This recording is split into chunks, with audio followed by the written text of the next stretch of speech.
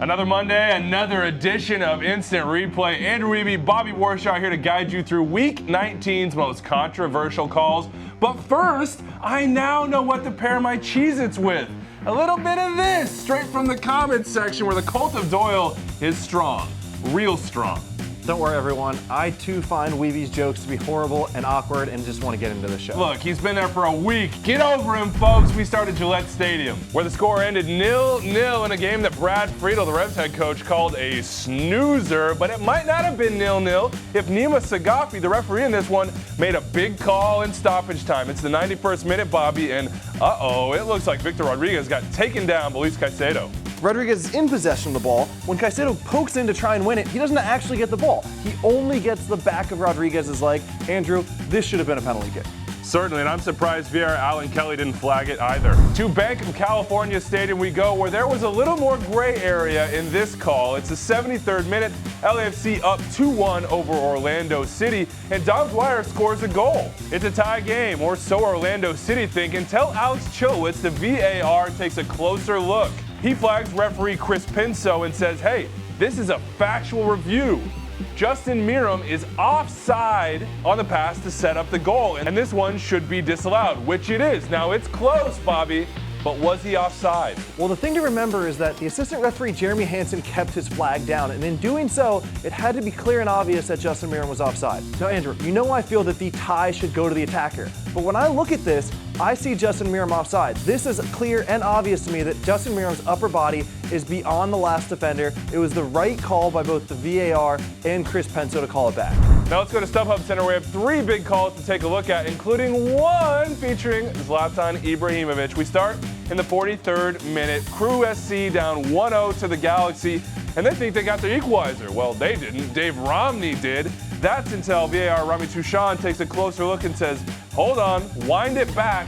Look very closely here. Giassi Zardes crossed this ball after it was out of bounds. Goal's overturned, but I'm not so sure when I watch these replays, Bobby. What's clear or obvious about this? Now, the tough thing about this one is that there is not a perfect angle, and we'll try and make one. If we zoom in here, we can see some grass between the line and the ball, and when you see grass, it's usually a cue that the ball is out of bounds. But the thing to remember is that a soccer ball is spherical. The bottom of the ball can be beyond the line, but the side of the ball might still be over the line, and the whole ball has to be beyond the line for it to be considered out of bounds. We cannot be sure, given the angles, that the whole ball is beyond the line on this one. Therefore, Andrew, I think this was the wrong call and it should have stood as a goal. I'm with you, man. You see green, but this is an angle issue, and I don't think we had the right one to reverse this call. Should have been a goal.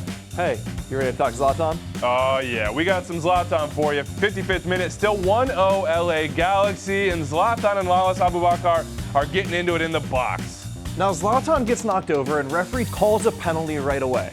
And I don't know how he makes this call. Zlatan is a big man, and Abubakar gets the ball. Referee sees contact, he sees Zlatan fall over, and he points to the spot right away. But if we rewind it, you can see that Abubakar got the ball. Regardless of whether he got the ball, this is soft from Zlatan. Come on, you're a big man, and you're gonna grab your face after this one? Well, we see soft called all the time, Andrew. For me, it's more important that Abubakar won the ball, and once he won the ball, contact is allowed. I don't care how you see it. That's just not a penalty kick. Let's go to Children's Mercy Park next, where SKC took on TFC. The first point of contention came when TFC was up 1-0 and Eric Zavaleta brought down Jerso Fernandez in the box. That one was a clear penalty kick. But when SKC is up 2-1 in the 68th minute, Jordan Hamilton ties it. My question to you, Andrew, was Juan Kuzain fouled by Nico Hassler before Jordan Hamilton got this ball? And my answer is no. Hit the weight room, Juan Kuzain. This is a shoulder-to-shoulder challenge. You gotta be stronger here. Good tackle. Let's go to Philly, where Twitter wanted to know whether this foul by Andre Blake is dog-so. Miguel Almiron brought down in the 57th minute. Ismail Elfas says, yep, that's a penalty, and I completely agree. The contact is there. Now the question for you, Bobby, is that dog-so? Should he have seen a red card? Definitely a penalty, but not dog-so. There's players behind him, and Andre Blake goes for the ball. You can't have a penalty and a red card when you go for the ball. This was an appropriate yellow card. And we finished the New York Derby. 1-0 to NYCFC is how it ended, and they wanted a penalty call earlier in the match. 17 minutes in, Sean Davis going down in the box, and look, it hits his arms. But is it a PK? I'd have to say no. I don't think he's making himself bigger, and I don't think it's an intentional act. Good no call by referee Baldomero Toledo. I have nothing to add to that, but I'm going to take the outro because I can't take any more Wiebe humor today. Everyone, thank you for watching Instant Replay, brought to you by Cheez-Its. Remember, if you see something, say something. Get at us on Twitter. We check it every week. And until then, we'll see you next week.